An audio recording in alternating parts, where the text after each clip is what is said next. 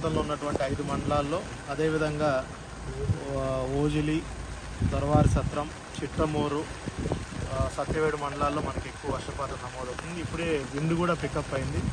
మనకి అంచనా వాతావరణ కేంద్రం అంచనా ప్రకారం సుమారుగా తీరం దాటే సమయానికి 60 నుంచి 70 కిలోమీటర్ల వేగంతో కూడా గాలులు వీస్తాయి.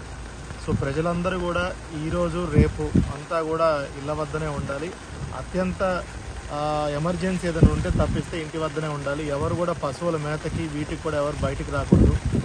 ఎందుకంటే పిడుగులు కూడా పడే అవకాశం ఉంది కాబట్టి మళ్ళీ ఏదన్నా కాజ్వేలు ఓవర్ఫ్లో అవుతున్న దగ్గర కూడా ఎవరు వాటి మీద వెళ్లకుండా ఉండాలి.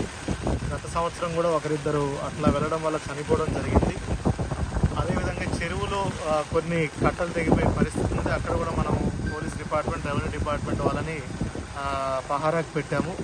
ఎక్కడైతే చెరువులు తెగే పరిస్థితి ఉందో అక్కడ మనం ఇసుక బస్తాలన్నింటినీ కూడా రెడీ చేసి పెట్టుకొని ఎవరికి ఇబ్బంది లేకుండా చూసుకుంటున్నాము.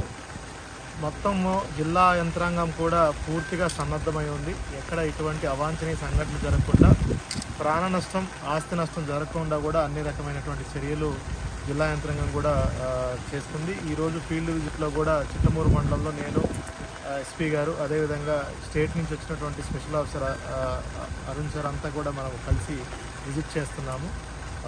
అక్కడక్కడ కొన్ని లోటుపాట్లు ఐడెంటిఫై చేసాం. అవన్నీ కూడా సరిదిద్దుతున్నాము.